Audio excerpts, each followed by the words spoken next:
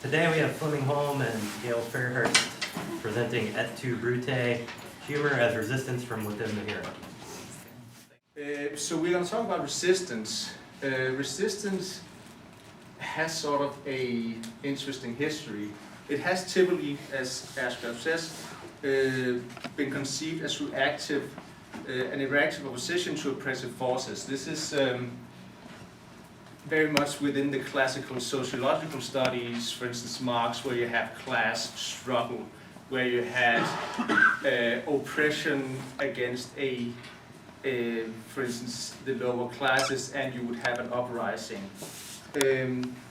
Resistance was an intricate and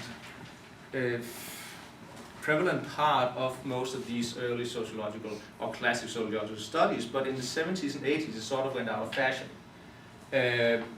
It's a bit murky why, both due to changes in the world and political sphere, the rise of neoliberalism. Some also attributed to Foucauldian theories becoming more what you call fashionable, even though a lot of these later postmodern theorists rely a lot on the Foucauldian ideas. But nonetheless, in the mid-90s, there was sort of like a rebirth of the idea of resistance, as scholars like Collinson and Ackroyd and Thompson said that instead of looking at resistance as these big, organized, overt displays of resistance, sort of like a strike or raising up and raising the voice, you should see resistance as being always there, when in any complex organization, when there's power, there's also resistance. So it's always there, and is sometimes even covert. This could be called a dialectical perspective of resistance, where, as Soller says, a dialectical perspective emphasizes the simultaneity of control, resistance, domination, and subordination. So they go away from looking at resistance and power. The classic way of doing it was sort of like emphasizing resistance or power, where power were sort of like you looked at resistance from the power holders. Resistance was something you should avoid. It was disruptive for the organization. And the other side looked at resistance as something that was healthy for the organization and as sort of like a road to freedom for the suppressed masses.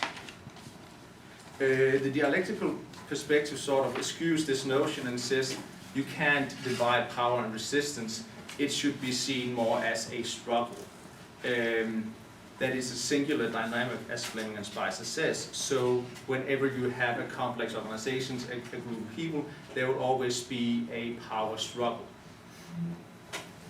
And having that notion of power and resistance always being there, always being prevalent, also means that, as I said before, the resistance doesn't have to be shown in these big overt displays of resistance.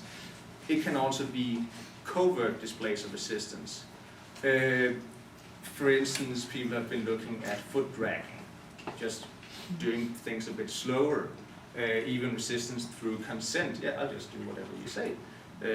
Called flanneling, where you do something you're asked to do, but do it overly, much like almost in a jokingly fashion. So even though it's not necessarily big, I resist right now very overtly, let's make a union, people resist on an everyday basis. This has been a basis of a lot of the dialectical postmodern literature and resistance. And in that resistance, humor as resistance has also taken up a lot of place, a lot of space. As Holmes and Mara says, to Australia, to try to remember, in the workplace, where differences in power and authority are part of the fabric of interaction, humor is one useful strategy for getting a negative or critical message across in an ostensibly, is that right? Acceptable form. So humor can be used in a way to resist. It has a certain unsanctionable quality to it, where you can say stuff through humor that you couldn't say out loud directly. Which makes it really interesting in relation to resistance, because all of a sudden people have a tool in order to resist in a covert way, even though they sort of overtly state something. The thing is, what is humor? And this has been studied for years and years and years and years. I tend to follow Cooper in his notion that humorous utterances are any event shared by an agent, e.g. an employee, with another individual that is intended to be amusing to the target and that the target perceives as an intentional act. The latter part I'll touch upon later, why that might be difficult when you actually have to look at humor. But I think the idea of intention is very important in this regard when you look at resistance, because it has to be an intentional act of humor, whereas just stumbling, the classic, what do you call it, where you just slip on a banana peel, it is funny, but it's not necessarily intentional. So the idea of this being an intentional act is very important. This theoretical frame is sort of the basis of which we have based our study on, just sort of like so you know which area we are in.